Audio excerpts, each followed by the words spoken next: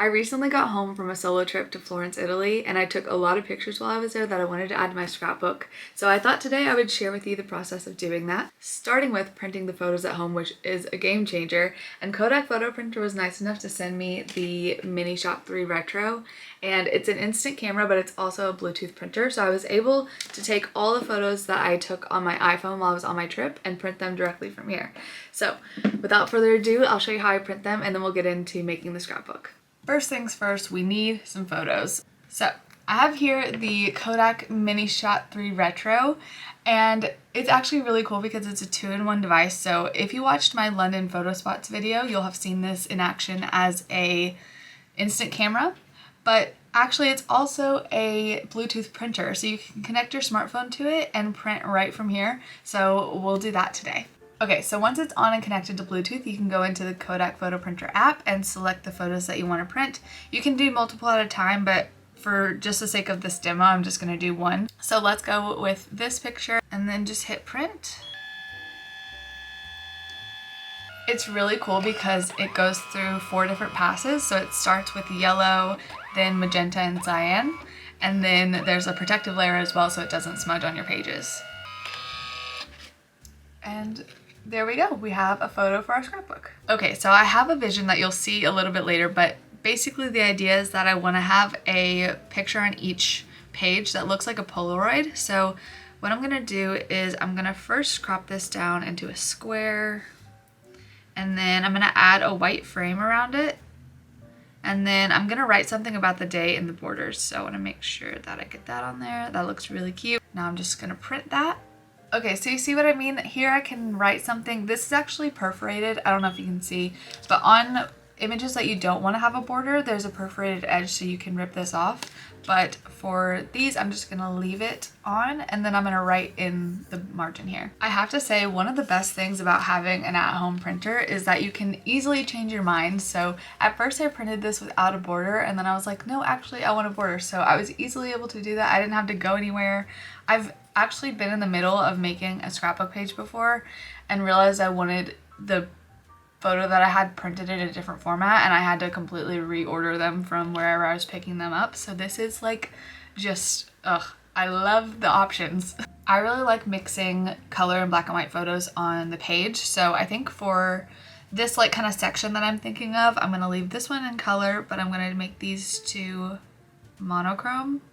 I think it just adds, I don't know, a little bit of interest. The black and white photos still go through the 4 passes, so they still do each of the colors and they're still just as high quality. I just have to show you this one because this is a very detailed photo and it came out so well.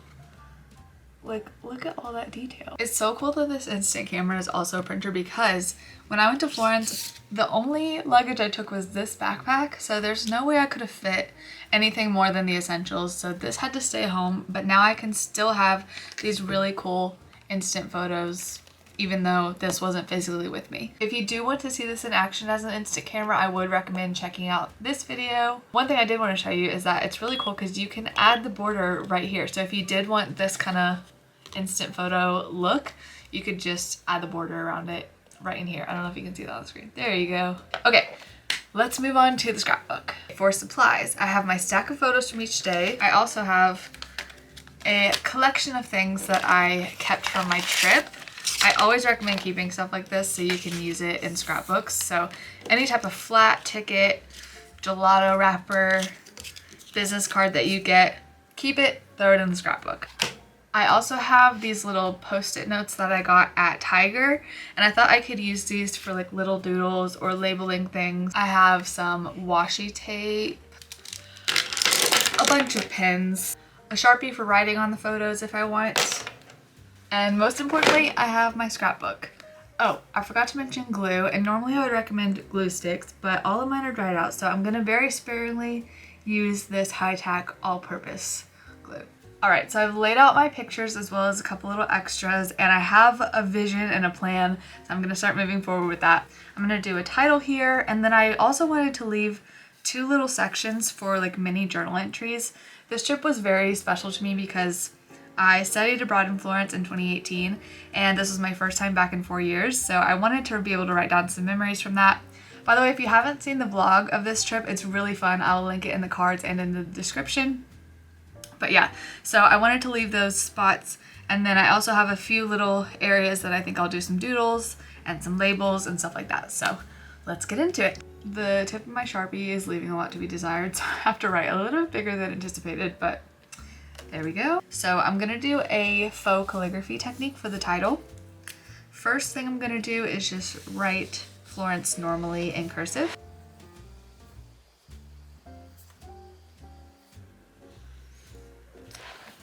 I don't like the way I write uppercase F's, so I always go with a lowercase because I like the way they look.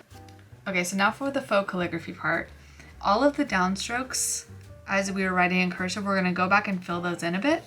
So if you can't really remember like which ones were downstrokes, you can kind of just retrace your steps. So if I follow my line that I would have done for the F, I know that this side is gonna be the downstroke. So I'm just gonna add a little bit of thickness there. And then this side of my L is the downstroke. I really don't like how that turned out, but this could be a happy accident. So I found this washi tape that matches almost perfectly with the gelato wrapper that I have that's going on this page.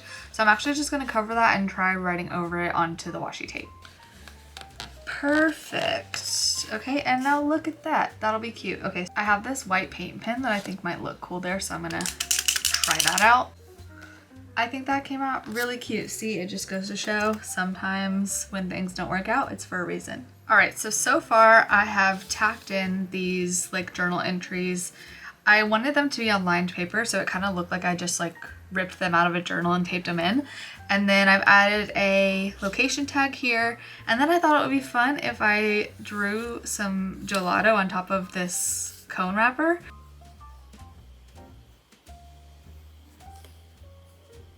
All right, I finished the first page. I have my little drawing of gelato here. I added some little stars to the washi tape to kind of tie back in with this. I had to do a slight patch job because I did accidentally smear the ink when I wrote right on the paper, but it's a scrapbook. It's supposed to be scrappy, so this is my solution for that. And this is que bueno, which basically means like so good or like so tasty, so that is to go with the gelato. So moving on to page 2. So for this next page, I am going to add like an itinerary here for the second day because I did a lot this day. I'm also going to do some little labels and stuff, but I think I like this layout. I like the mixture of the black and white and color images here, and I think the squares look so nice on the page. Like they just fill up the space so nicely, so very happy with that.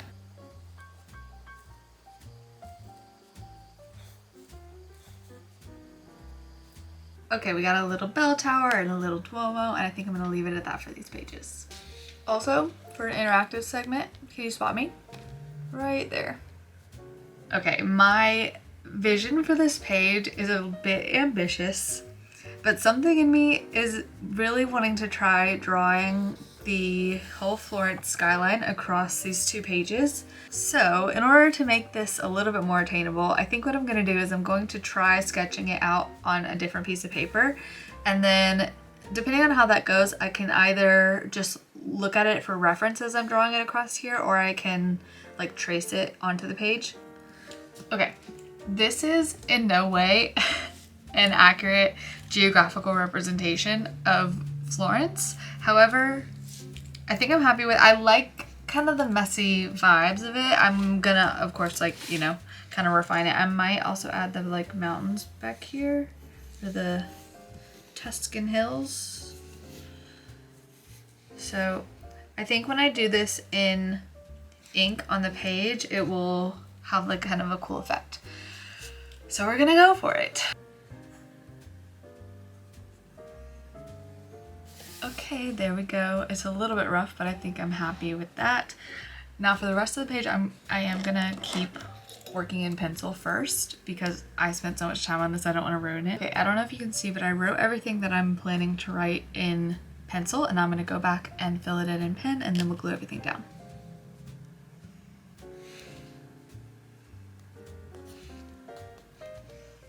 I'm just adding these like orangish yellow arrows to tie in this color a little bit more. And I think I'm gonna call this page done. I think this last page is gonna be a little bit chaotic because I have a lot to fit in, but I don't really mind it. So I have this really cool postcard that I got from one of the places that I went on a food tour. So I'm definitely wanting to incorporate that. And then I also have my Uffizi ticket that, again, I love keeping these kinds of things for scrapbooks. Okay, I have the base of this page done, but I gotta go in and add some doodles because I really can't resist. I'm gonna do some stars and like a paint palette and a flag.